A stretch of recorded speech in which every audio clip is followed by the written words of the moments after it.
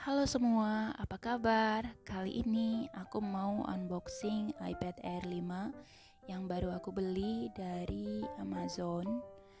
Di sini aku beli dengan harga Rp51.000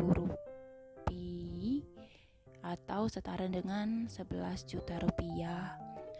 Dan alasan aku beli iPad ini sebenarnya karena aku merasa bahwa laptop yang sekarang aku pakai itu berat banget dan ya susah dibawa kemana-mana. Jadi dengan iPad ini aku berharap nantinya aku boleh lebih produktif untuk bisa mengerjakan atau membaca beberapa artikel, bahkan saat sedang jalan-jalan keluar bersama teman. Jadi tetap tonton video ini sampai habis ya.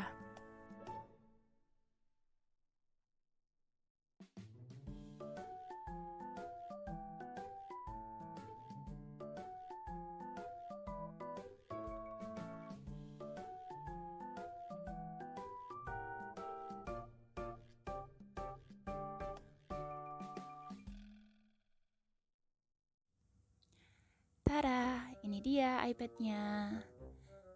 Oke, jadi kita lihat gimana sih tampilannya. Sebenarnya ada beberapa masalah umum ya yang sudah booming mengenai aluminium yang dipakai oleh iPad Air 5. Katanya build sistemnya kurang bagus karena menggunakan recycled aluminium. Jadi pas aku buka ini itu adalah pertama kali yang aku cek dengan melihat lihat aja bahwa dia tipis banget ya, sangat-sangat tipis dan ya tidak begitu berat, sekitar 300 gram ke 400 gram ya. Dan mereka juga ada kasih beberapa stiker seperti biasa dan juga ada charger untuk iPad-nya dan chargernya tipe Type-C.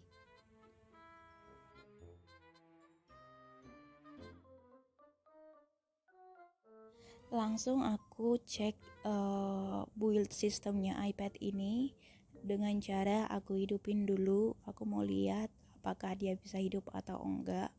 Karena kita beli online ya, jadi agak rentan untuk pengiriman barang ini. Ya, dan dia hidup.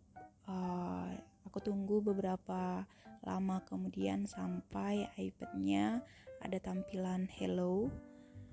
Oke, setelah itu yang aku cek adalah aku mau lihat sisi belakangnya karena booming dan banyak review di Amazonnya sendiri bahwa di bagian belakang itu seperti ada kedengaran cracking gitu dan tidak compact antara aluminium dengan hardware yang ada di dalamnya.